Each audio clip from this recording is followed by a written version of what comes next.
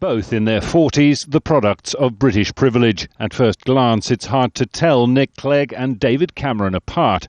The Conservative leader, a stockbroker's son, schooled at Eton College and Oxford University.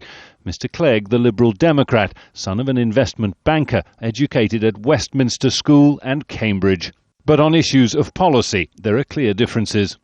On Europe, for instance, the traditionally Eurosceptic Conservatives are against joining the euro currency zone.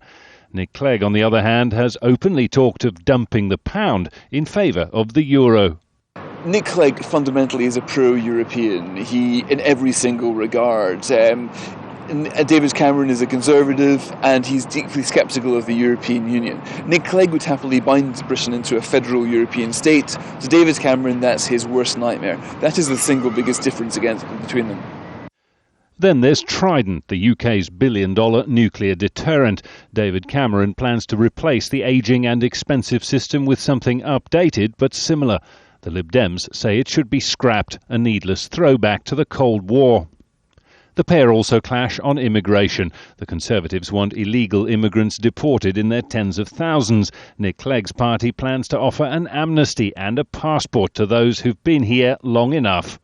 And finally, on the economy, the Conservatives plan to tackle Britain's massive deficit with an immediate $9 billion cut in government spending.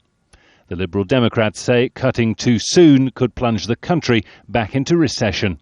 I think that one of the things where there was least disagreement about in the election campaign was the need to tackle the very significant structural deficit and to do that as quickly as was effective without risking slowing down recovery.